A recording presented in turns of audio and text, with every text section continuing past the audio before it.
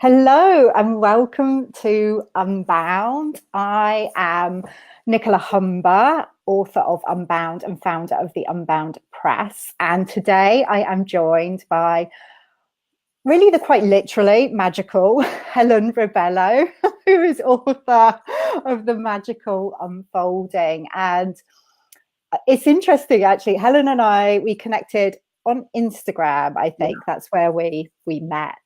And we've never kind of connected like this. We've connected over Instagram, and it's kind of been a mutual appreciation fest, I think, on Insta.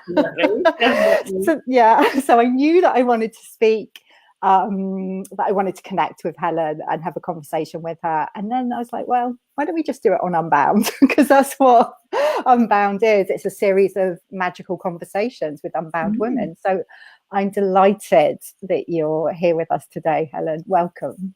Oh, thank you so much. I mean, it was a no-brainer, really. And I love the fact that we're essentially chatting to each other in person for the first time live here. Yep. Awesome. That's pretty magical, isn't it? It really is. It really is. And we were just kind of having a quick chat before we came on. And I love the live energy, and these conversations are very much open to see where they're going to go and what needs to come through at this time, and with the alchemy of our connection. So, and obviously everyone who's watching, so it's very exciting. Yeah, definitely. Yeah. So Helen, I mean, obviously the theme of this show is Unbound. That's, my word. It's say it all the time. So I'm interested to know, was there a time in your life, or is there a time that comes to mind, or a situation where you actually felt particularly bound, and how did you move beyond that? How long have we got? I know. Should we just be live for a week? Yeah.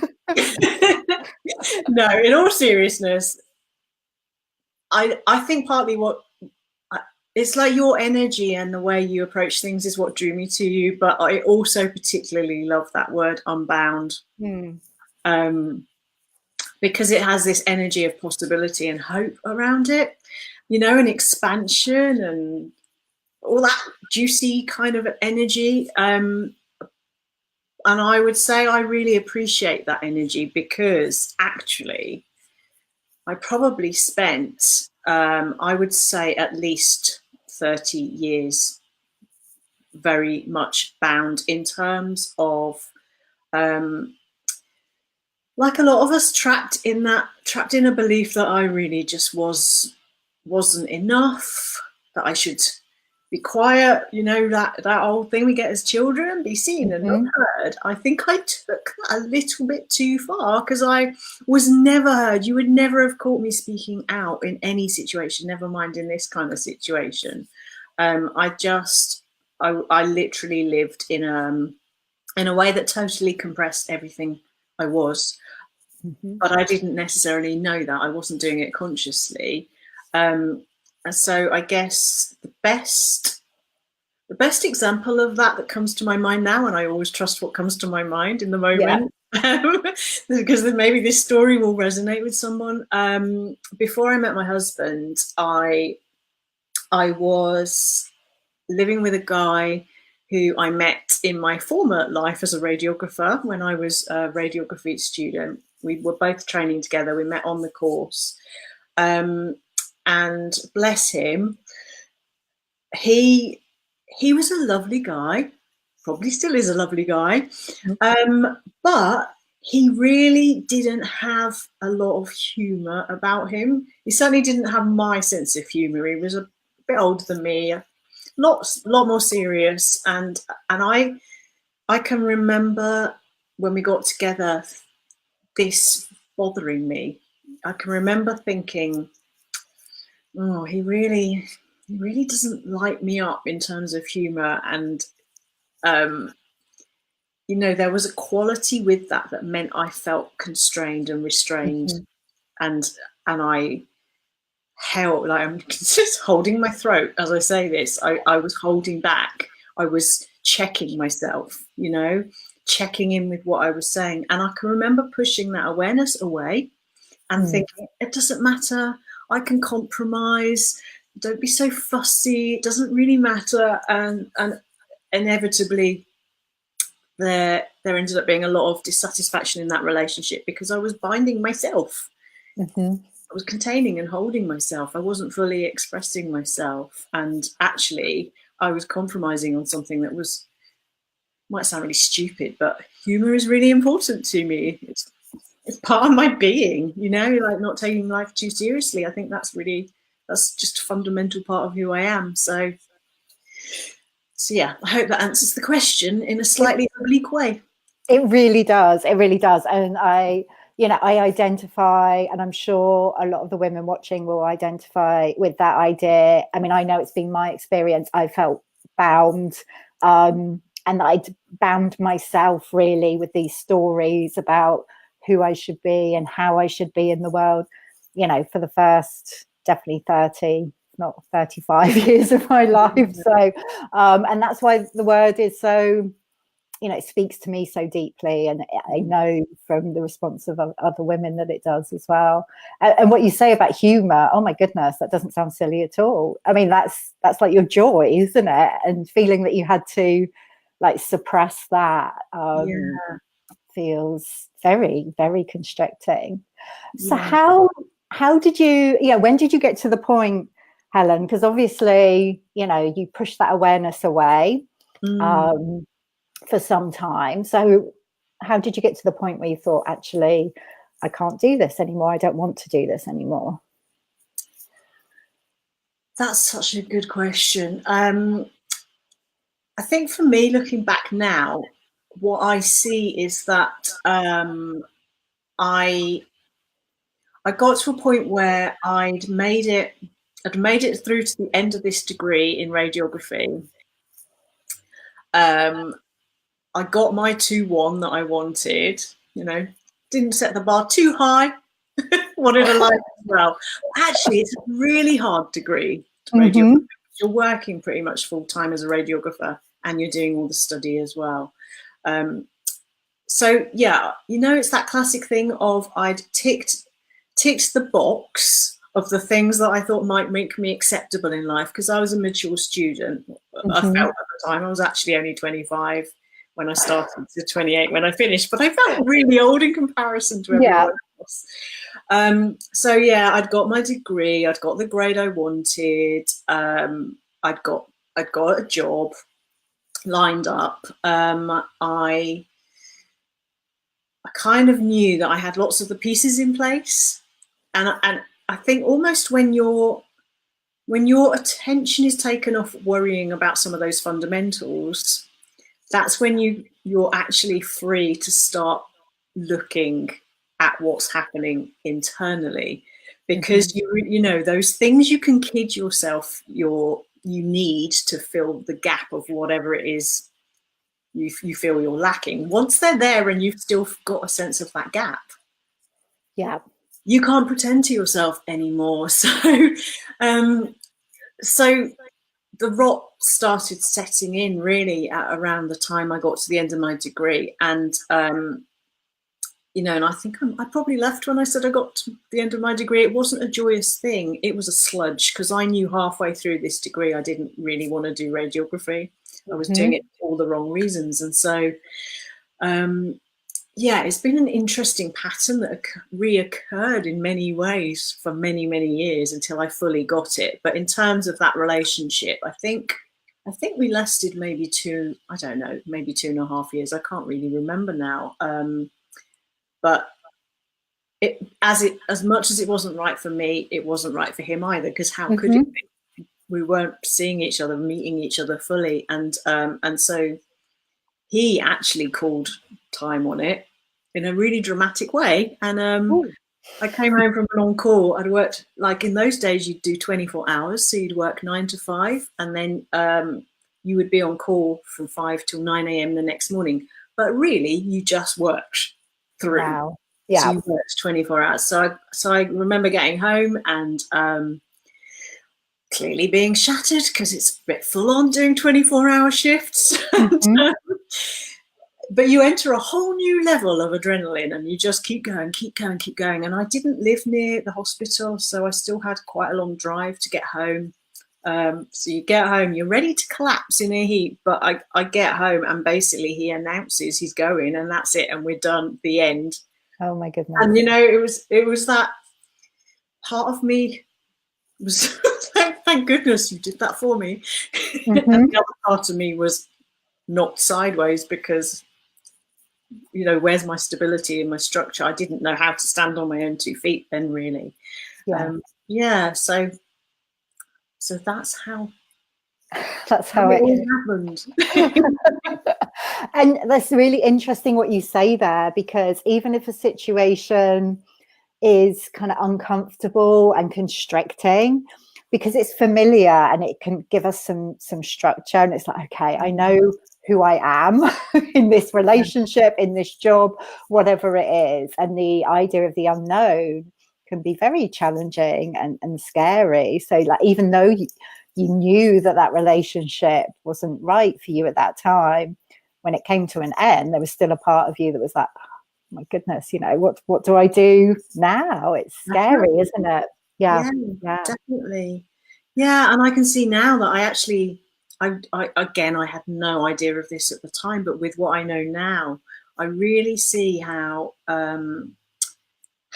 much of my own power I gave him in terms of stepping into a really traditional role, even though I had a degree in my own right, the same degree he had, because we were fellow students, you know, and we both got jobs. I kind of handed over that needing to feel responsible and looking after things. That was his domain. So then suddenly you feel like a small child when you're left on your own, because I don't really know how to do this. And that's crazy. Like, I left home at 18. It's not like I was a late leaver from home. So yeah. And I think also, you know, when we haven't been being our true selves, when we've kind of shut down parts of ourselves, when that, you know, structure or whatever it is taken away, whether it's a relationship or a job, you know, we do is that kind of questioning of like, well, who am I then?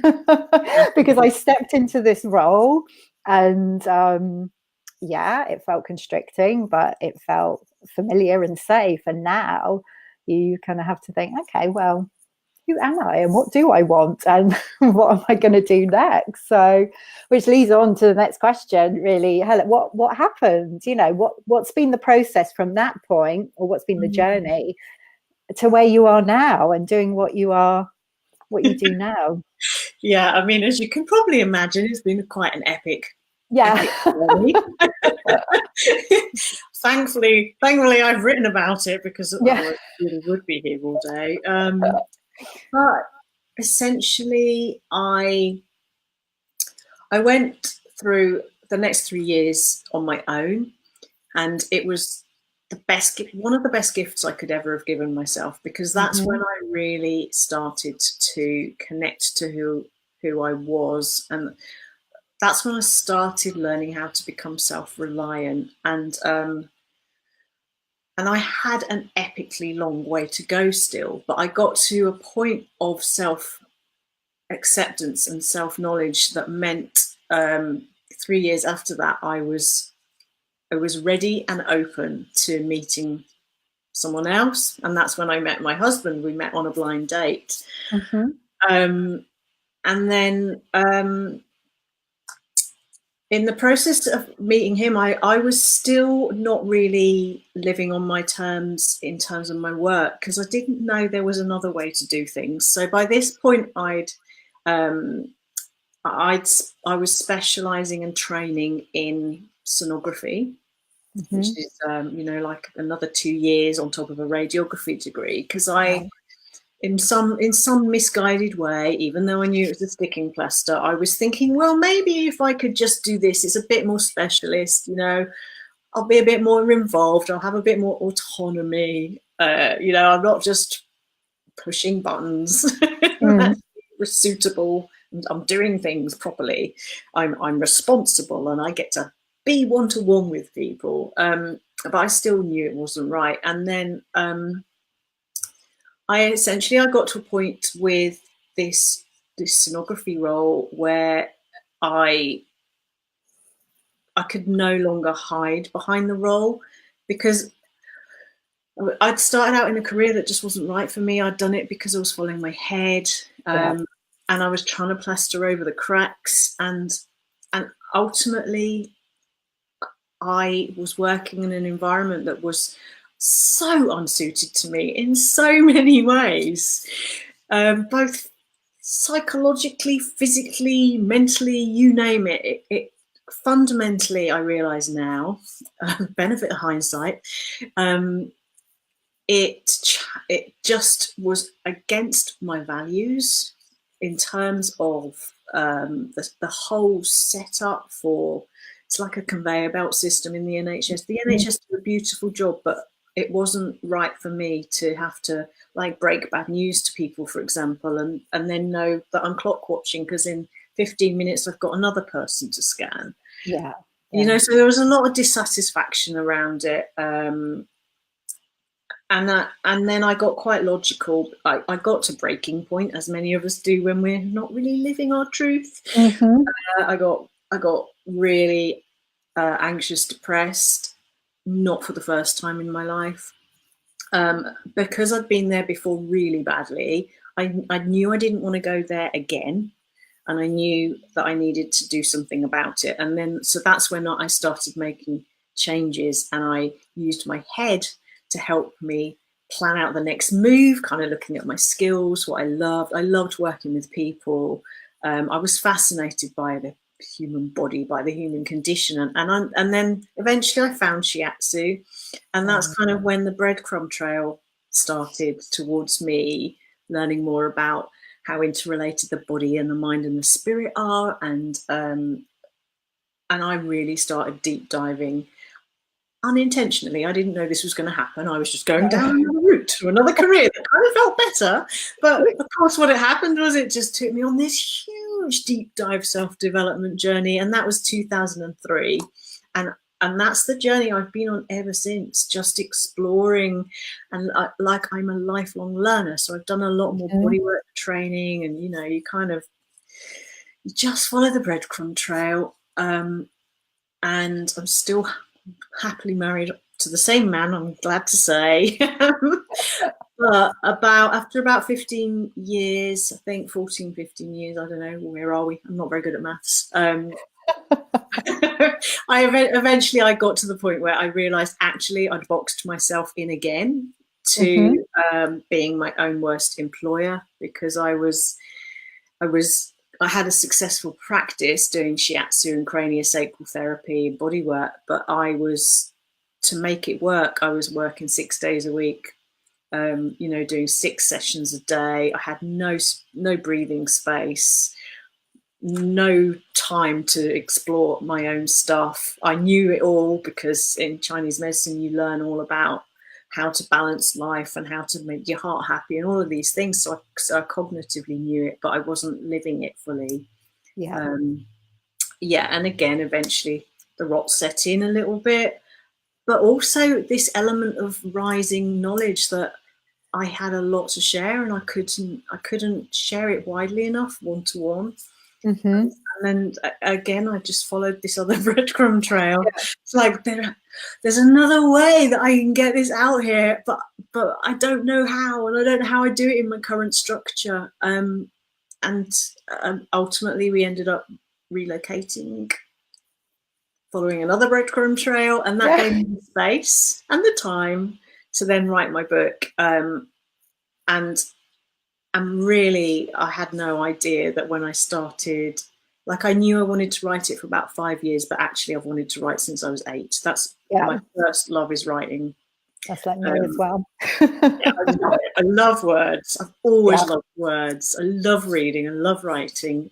But it wasn't until this point that I gave myself permission to indulge that. And then I actually applied for I went to the Hay House Writers Workshop, applied for that. that's the year Alison Porter won, who's written about an incredible book about breast cancer and how you find your mojo in breast cancer. That's how we met, and I was delighted not to win because someone really cool won.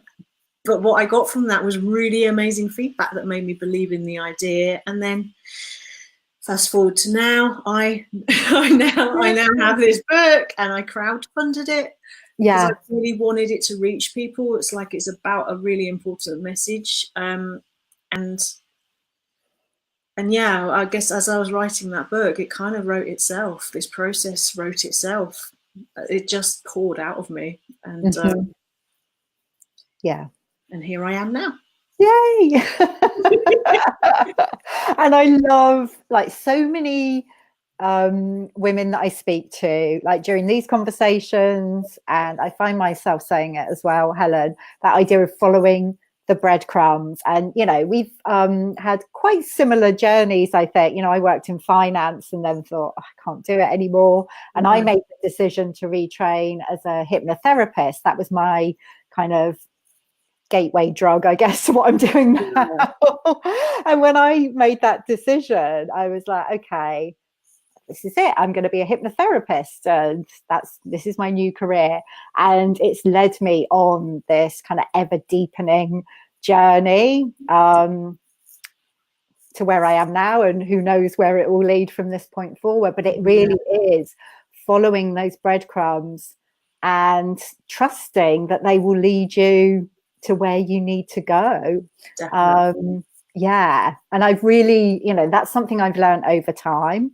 Because I think initially I was like, oh, do I have to make another change? Can I just keep doing what I'm doing? It's hard work, isn't it? But it's not what it is. It feels like it's hard work when you resist it, when you're like, no, I want to stay exactly as I am. But I think, you know, we've probably both learned over time to kind of go with it and to trust it, and to allow that kind of continual process of change. So tell us some more about your book, Helen, because you know me, we're both bookworms, and I'm fascinated by people's books. And you talk there about what led you to write the book, but tell us a bit more about what people can find in the book, The Magical Unfolding. I just love that title. So when I first came up with the idea for the book, I really wanted to write a metaphorical journey, you know, through life, because I've got a thing about metaphorical journeys. And then what ended up happening was, because the Hay House competition required you to either submit a finished manuscript or a proposal, and there wasn't time to submit a finished manuscript, I thought, well, I can't just write a story version of life. I have to give them something practical and concrete so I can submit this proposal. So eventually I ended up combining both the story element with my beliefs, really kind of like my manifesto for what I believe in life, with the process that I call the magical process that I basically identified from the work I'd been doing one-to-one with people over the years, and also the process that I went through myself, and that probably you went through as well. You know, everybody I know that's kind of transitioned from living in a very head-led way, very linear, very much following the shoulds and ticking off the tick list of life, and who has then shifted over time to following their heart and following the breadcrumb trail and leaning into trust and really connecting into something bigger. We've all kind of been on a very similar journey to get to that point. And I'd been trying to create a linear process from this non-linear thing for years. And that's what ended up happening in the book. So basically it's split into 3 parts. Part 1 is debunking the way that we live in the modern world. I call it the matrix myth. And then I talk about the real matrix, which is like the energy field that surrounds us and holds us and connects us all, I talk about who we are, who we really are, not just our physical being, but all aspects of us. And then I basically take people on a process, an 8-step process, through which they will hopefully be able to like make peace with their past and really discover who they are and really learn how to get centered and grounded and really out of this, you know, and back into their hearts, and then really start discovering what they want and what they're here to bring and what their juiciest elements are, you know, and it's sort of got mindset stuff in it, mindfulness stuff in it, but the whole premise is that we are our own best advisors.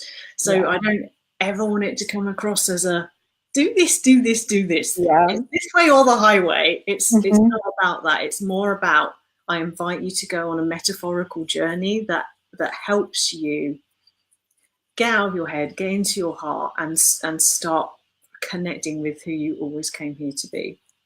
Yeah, wonderful. Oh my goodness, it sounds amazing. I haven't read it yet, Helen, but you speaking about it there, I was like, oh my goodness, I need to get hold of it.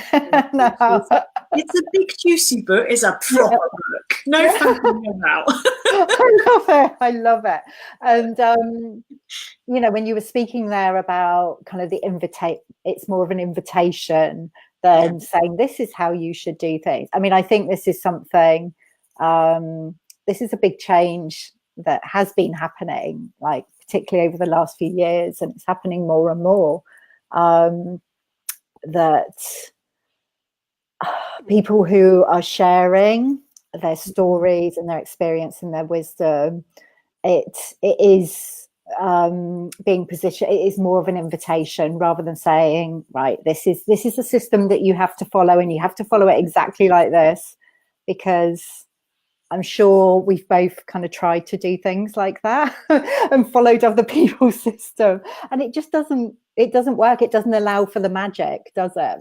No, not at all. It's like, I don't know why we fall foul of that for so much of our lives, but I know. But that's how it is.